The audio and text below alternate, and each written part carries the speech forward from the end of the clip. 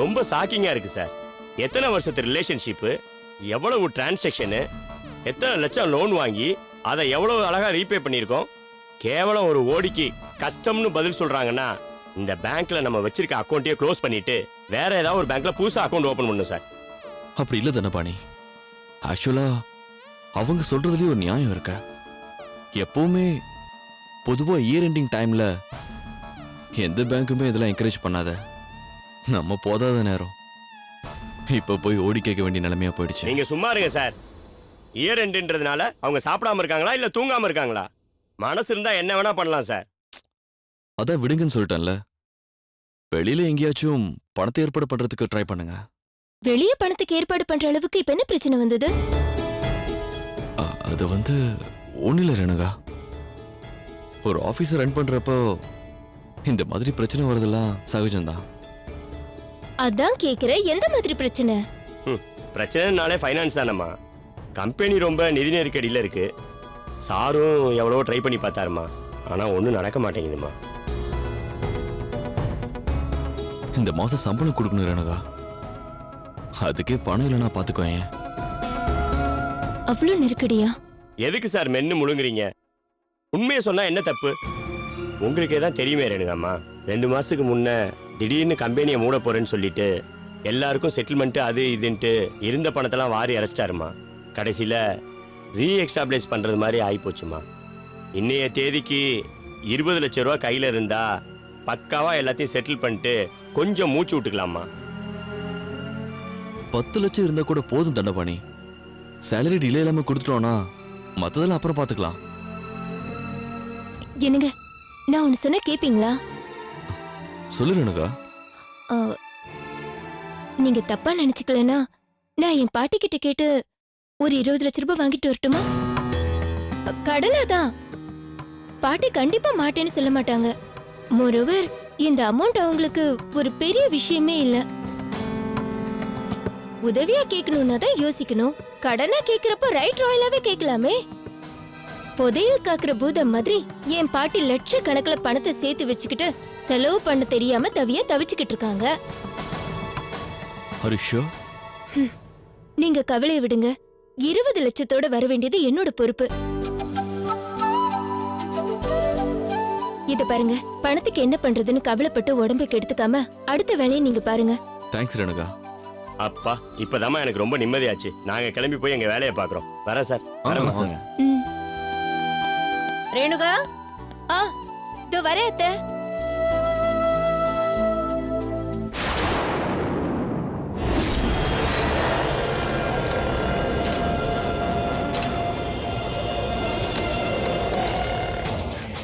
வா தங்கச்சி, வாங்குறல்ல, உட்காரு.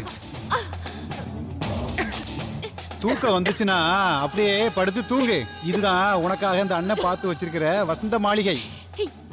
என்ன எதுக்கு இந்த இடத்துக்கு கூட்டிட்டு வந்திருக்கீங்க? நீங்க யாரு? யாருக்காக வேலை செய்யறீங்க? தயவு செஞ்சு இப்பவாது உண்மையை சொல்லுங்க.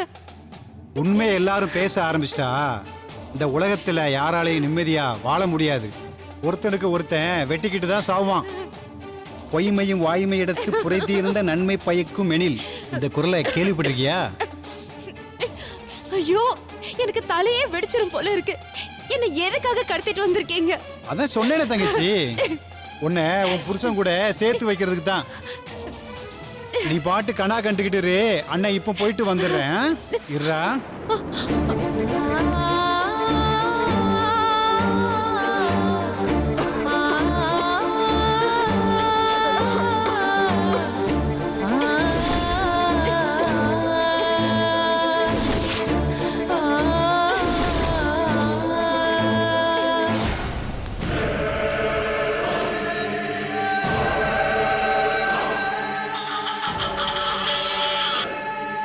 ஹலோ சார், வந்துட்டேன் சார். தங்கச்சியை பத்திரமா கூட்டிட்டு வந்து நீங்க சொன்ன இடத்துல விட்டுருங்க சார். எப்போ வரீங்கன்னு சொன்னீங்கன்னா சாப்பிட ஏதாவது வாங்கிட்டு வருவேன் சார். அவ கிடைச்சிட்டால, அது போதும், அது போதும் எனக்கு. ஓகே சார், நான் வரேன். இப்பவே கிளம்புறேன். Okay sir. 2 பேரும் அங்கேயே இருங்க, எங்கேயும் போயிடாதீங்க. இடத்த விட்டு நகர மாட்டோம் சார். ஒரு தப்ப ஒரு தடவை தான் செய்வோம். 2வது தடவை அதே தப்பை செஞ்சா நான் மனுஷனே இல்லை சார். நீங்க வந்து தங்கச்சியை உங்ககிட்ட ஒப்படைக்கிற வரைக்கும் எனக்கு சோறு தண்ணி எதுவுமே கிடையாது சார். சரி சரி கிளம்பிட்டேன், போன வை. Okay sir.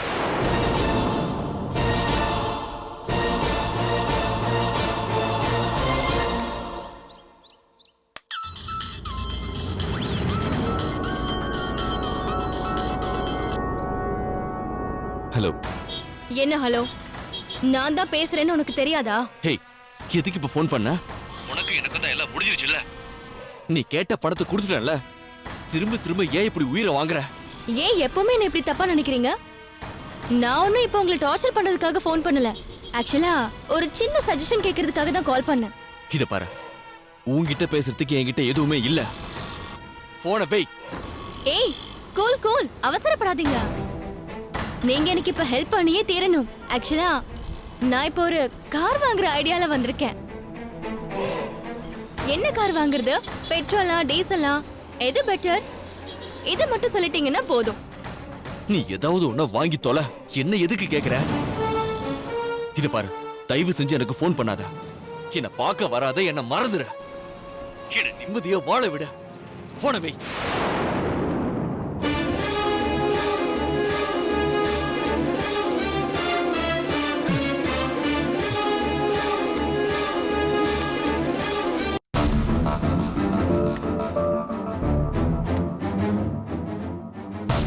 ஏண்டி, நாம போய் மாப்பிள்ளைய பார்த்துட்டு வர வேண்டாமா? அந்த சுப்புவும் கோமதியும் ஜெயில் வாசல்லயே கூடாரம் அடிச்சிட்டு இருப்பாங்கடி இப்போ. என்னதான் நினைச்சுக்கிட்டு இருக்க உன் மனசுல? எதுக்காக அன்னைக்கு சூர்யாவை விட்டு தர அப்படி இப்படின்னு சுப்பு கிட்ட சொல்லிக்கிட்டு இருந்த?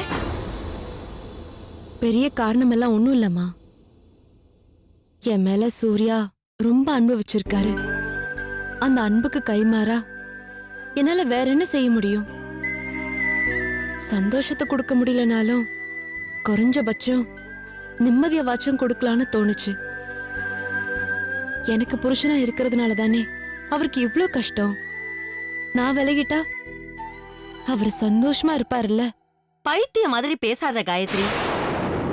நீ விலகிட்டா அவர் சுப்புவோட வாழ்வாருன்னு நினைக்கிறியா? செத்தாலும் நடக்காது. வீட மாத்துற மாதிரி மனச மாத்திக்கிற ஜென்மம் அவர் கிடையாது. சூர்யா மனசுக்குள்ள எவ்வளவு காயம் பட்டிருந்தா பெத்த தாயே வேண்டான்னு சொல்லிட்டு உன் பின்னாடி வந்திருப்பாரு. அவங்க சரியில்லை காயத்ரி. நோக்கம் செயல் எல்லாமே தப்பா இருக்கு அவங்க கிட்ட. எதுலயுமே ஒரு ஒழுக்கம் இல்லாம என்னத்த வாழ்ந்து கிழிச்சிட போறாங்க அவங்க. அப்படியெல்லாம் சொல்லாதம்மா. சில விஷயங்களை உன்னால புரிஞ்சுக்க முடியாது. 100 மீட்டர் ஓட்டப்பந்தயத்துல முதல்ல வரவங்களுக்கும் அடுத்த வரவங்களுக்கும் பெரிய வித்தியாசம் கிடையாது. ஒருத்தன் 9 செகண்ட்ல தாண்டி இருப்பான், இன்னொருத்த 9.5 செகண்ட்ல தொட்டிருப்பான். அதனால ஒருத்தன் உசத்தி இன்னொருத்தன் மட்டோன்னு ஆயிடுமா? சூர்யா விஷயத்துல சுப்பு 9.5 செகண்ட்ல தொட்டிருக்கா. எனக்கு இருக்கிற அதே தவிப்பு, அதே பதட்டம், அதே காதல், வாழணுங்கிற ஆசை எல்லாமே அவளுக்கும் இருந்துதானே தீரும். நான் சுமக்கிற கருவுக்கு ஒரு நியாயம், அவ சுமக்கிற கருவுக்கு வேற ஒரு நியாயம்னு என்னால நினைக்க முடியாதுமா. அறிவு கெட்டவளே, இப்ப நீ பேசுறது நீ சுமக்கிற கருவுக்கே நியாயமானதா? சூர்யா விட்டு விலகிட்டு புள்ளைய பெத்துக்க போறியா? காரி துப்புண்டி இந்த ஜனம்.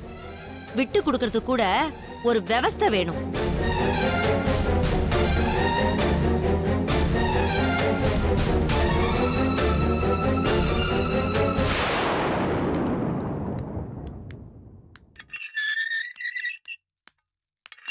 காயத்ரி,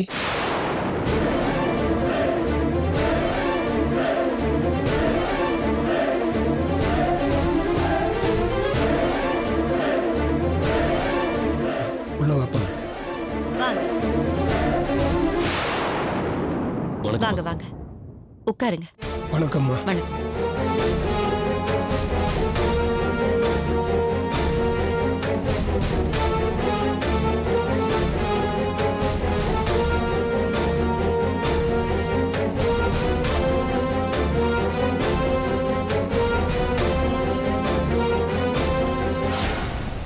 நடந்ததெல்லாம் கேள்விப்பட்டு தான் வந்திருக்கோம்.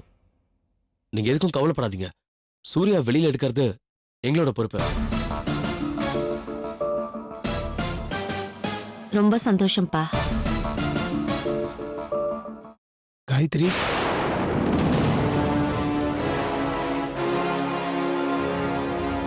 சொல்லுங்க, நல்லா இருக்கீங்களா? என்ன காயத்ரி, நல்லா இருக்கீங்களான்னு கேக்குறீங்க? நீங்க இப்படி கஷ்டத்துல இருக்கும்போது நாங்க மட்டும் எப்படி நல்லா இருக்க முடியும்? ரேணுகா இந்த விஷயத்தை எங்ககிட்ட சொன்னப்ப மாமா மயக்கம் போட்டு விழாத குறை வர வழி முழுக்க புலம்பிக்கிட்டே இருந்தார். ஜெயிலுக்கு போய் சூர்யாவை பார்த்து என்ன மேட்டர்னு முழுசா தெரிஞ்சுக்கிறதுக்கு அப்புறம் தான் கொஞ்சம் தெளிவானாரு. என்ன பண்றது வீரா? மாப்பிள்ளை இப்படி ஒரு சிக்கல்ல மாட்டிக்குவாருன்னு நாங்க யாருமே எதிர்பார்க்கல.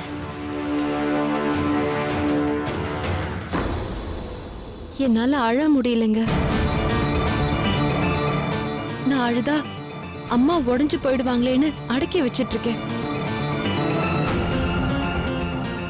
உங்களுக்கு ஃபோன் பண்ணி விஷயத்த சொல்லாததுக்கும் அதுதான் காரணம். ஏன் காயத்ரி இப்படிலாம் பேசுறீங்க?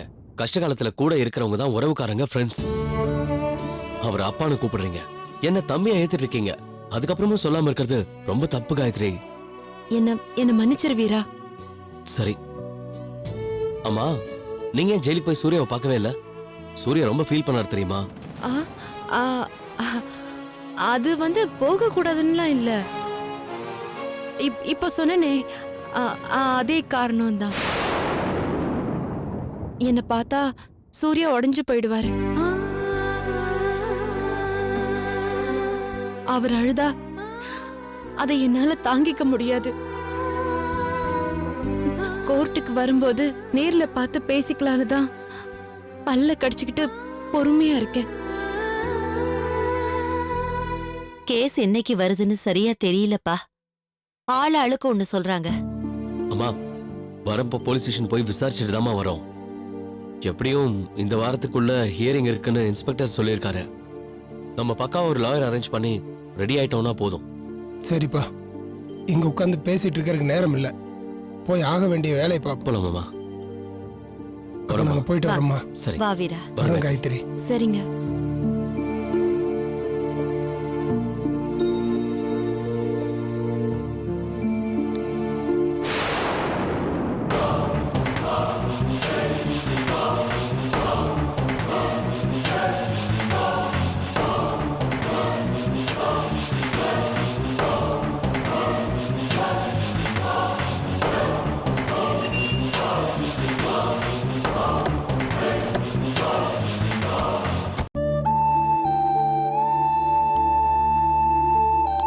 எனக்கு சுத்தமா புரியவே இல்ல சுரேஷ். அன்னைக்கு தான் வீட்ல இருந்து பணம் எல்லாத்தையும் மொத்தமா எடுத்துக்கிட்டு போனேன். பத்தாத குறைக்கு நகையெல்லாம் வேற எடுத்துக்கிட்டு போய் அடகு வச்சேன். அதுக்கப்புறமும் இப்ப மறுபடியும் 20 லட்சம் ரூபாய் தேவைப்படுதுன்னா என்னப்பா பிரச்சனை? மா, சோத்துக்கு பதிலா பணத்தைய திங்க போற? ஒரு கம்பெனி ரன் பண்றப்ப எதிர்பாராத விதமா இந்த மாதிரி ஏதோ சிக்கல் வரத்தான் செய்யும். இன்னைக்கு கஷ்டம் வந்தா நாளைக்கு சந்தோஷம் வருமா? இதெல்லாம் மாறி மாறி நடக்கிறதானம்மா. அதுக்கு இல்லப்பா, தொழிலுக்கு கடன் கொடுக்கறவங்க இல்லையா, அவங்க கிட்ட கேட்டு வாங்க வேண்டியதானே. ரேணுகாவோட பாட்டி உன்னை பத்தி தப்பா நினைக்க மாட்டாங்களா? ஆக்சுவலா எங்க பாட்டி ரொம்ப சந்தோஷப்பட்டாங்க அத்தை. மாப்பிள்ள உரிமையோட பணம் கேட்டதுல அவங்களுக்கு எவ்வளவு சந்தோஷம் தெரியுமா? வாரணுகா, உட்காரு. ஆமா, பாட்டி என்ன சொன்னாங்க? என்ன தந்தாங்கன்னு கேளுங்களேன். நான் கேட்டது 20 லட்சம். ஆனா பாட்டி 25 லட்சமா கொடுத்திருக்காங்க.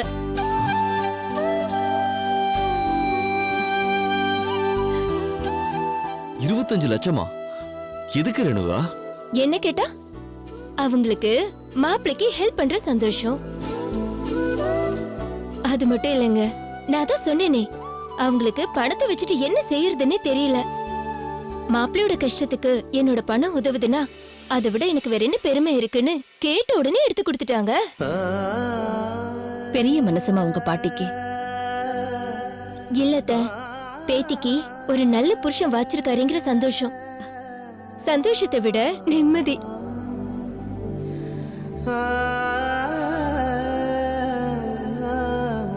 ஏய் இரு நான் ஒன்னும் இதை கல்யாண சீரா வாங்கலப்பா, கடனா தான் வாங்கியிருக்கேன். அதை தெளிவா சொல்லிட்டியா இல்லையா? எண்ணி 2 மாசத்துல டான்னு திருப்பி கொடுத்துருவேன். எல்லாத்தையும் தெளிவா சொல்லியாச்சு. நீங்க பணத்தை நினைச்சு கவலைப்பட்டுட்டு இருக்காம நிம்மதியா வேலையை பாருங்க. கொல்ல பசி. அத்த 2 இட்லி வைங்க.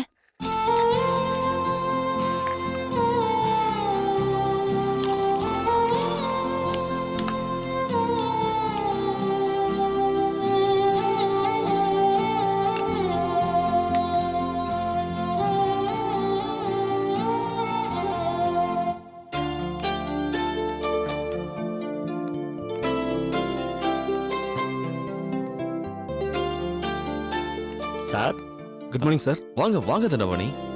உங்களுக்கு தான் ஃபோன் பண்ணலாம்னு நினைச்சிட்டே இருந்தேன். கரெக்டா நீங்களே வந்துட்டீங்க. பாட்டி பணம் கொடுத்துட்டாங்களா ரேணுகாமா? ஆமா தண்டபாணி, இப்பதான் வாங்கிட்டு வந்தேன். அப்பா கிரேட் சார். இந்த மாசம் தப்பிச்சிடலாம். அதுக்குள்ள நீங்க வேற ஏதாவது ஸ்டெப் எடுத்துட்டீங்கன்னா இனிமே இந்த மாதிரி பிரச்சனை வராம பாத்துக்கலாம். இனிமே இந்த மாதிரி நடக்காது, நான் பாத்துக்கிறேன். நீங்க முதல்ல இந்த பணத்தை எடுத்துட்டு போய் சேலரி கொடுக்க அரேஞ்ச் பண்ணுங்க. Okay sir. பிரியாரிட்டி படி யார் யாருக்கு எவ்வளவு தரணும்னு பார்த்து வரிசையை செக் போட்டுருங்க. மேனேஜர் சார், கூடவே இன்னொரு வேலையும் பண்ணுங்க. நமக்கு வர வேண்டிய அவுட்ஸ்டாண்டிங்னு ஒன்று இருக்கு. 2-3 மாசமா அப்படியே தேங்கி போய் கிடக்குன்னு நினைக்கிறேன். அது எல்லாத்தையும் கலெக்ட் பண்ணீங்கன்னா ரொம்ப நல்லா இருக்கும்னு நினைக்கிறேன். நான் நினைச்சிட்டு தான் சார் இருக்கேன். இந்த மாசம் கலெக்ஷனை ஒழுங்குபடுத்திடலாம். Okay, all right. நீங்க கிளம்புங்க. Thank you sir. வர ரேணுகாமா. வர சார். தண்டபாணி, பணம் பத்திரம் நான் பாத்துக்கிறேன் சார். இந்த கார்ல வச்சிடுவா.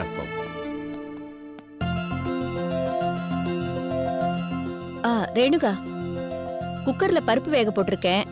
பக்கத்து வீட்டு அம்மா கூப்பிட்டாங்க. நான் போய் என்னன்னு கேட்டுட்டு வந்துடுறேன். சரிங்க அத்தை. ரேணுகா உட்காரு.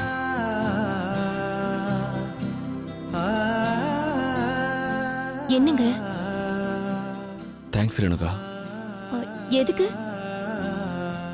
கேட்ட உடனே பணத்தை அரேஞ்ச் பண்ணி கொடுத்துட்ட. இந்த ப்ராப்ளத்தை எப்படி சமாளிக்க போறேன்னு தெரியாம நான் எவ்வளவு தவிச்சிட்டு இருந்தேன்னு தெரியுமா? ஒரு நிமிஷம் இருங்க.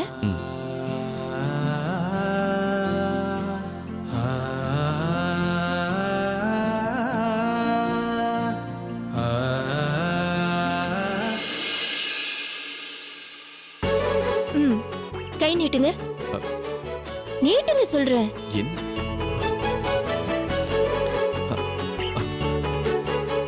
என்ன இது ரேணுகா? எங்க அப்பா உயிரோடு இருக்கிறப்ப ஒரு விஷயத்தை அடிக்கடி சொல்லுவாரு. அவருக்கு லட்சக்கணக்கில் பணம் வரும், லட்சக்கணக்கில் நஷ்டமும் ஆகும். கேட்டா பிசினஸ்ல இதெல்லாம் சாதாரணம்னு சொல்லுவாரு. அரசியல் உங்களுக்கு பிசினஸ் அப்பான்னு கேட்டேன். அதுக்கு அவரு, உனக்கும் எனக்கும் இருக்கிற அப்பா பொண்ணு ரிலேஷன்ஷிப்பை தவிர மீதி எல்லாமே பிசினஸ் தாமான்னு அவரு சொல்லுவாரு. ஆனா ஒவ்வொரு மாசமும் கரெக்டா 1ஆம் தேதி அண்ணா என்கிட்ட வந்து நிப்பாரு. உன் கையால ஒரு 100 ரூபாவை எடுத்து கொடுமான்னு சொல்லுவாரு. நானும் அவரு கேட்ட மாதிரியே எடுத்து கொடுப்பேன். எதுக்குப்பா இந்த மாதிரி பண்றீங்கன்னு கேட்டா, நீ மகாலட்சுமி அம்சம், உன் கையால முதல்ல காசு வாங்கினா பண வரத்து தடையில்லாம இருக்கும்னு சொல்லுவாரு. வாவ், கிரேட்மா. ஆனா அது உண்மையா பொய்யா? உண்மையிலேயே என் கையால பணம் வாங்கினா பணம் வந்துட்டே இருக்குமான்லாம் எனக்கு தெரியாது. ஆனா எவ்வளவோ தடவை பணம் தேர்ந்துடுச்சு, நஷ்டமாயிடுச்சு, பணம் போயிடுச்சுன்னு என் காது படவே சொல்லிட்டு இருந்த எங்க அப்பா என்கிட்ட இருந்து அந்த 100 ரூபாவை வழக்கமா வாங்க ஆரம்பிச்சதுக்கு அப்புறமா அவருக்கு அவ்வளவா பண கஷ்டமே வரல. அத நானே கவனிச்சிருக்கேன். Really? எனக்கு அப்பா இல்ல, ஆனா அவர் அளவுக்கு நீங்களும் அத்தையும் என் மேல அன்பா பாசமா இருக்கீங்க. உங்களுக்கு என்னால வேற என்னங்க செய்ய முடியும்? என்னால முடிஞ்சது இதுதான்.